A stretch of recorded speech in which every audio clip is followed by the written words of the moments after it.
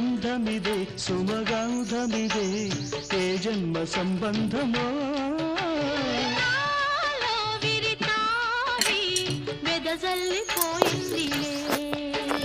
జాబునిగా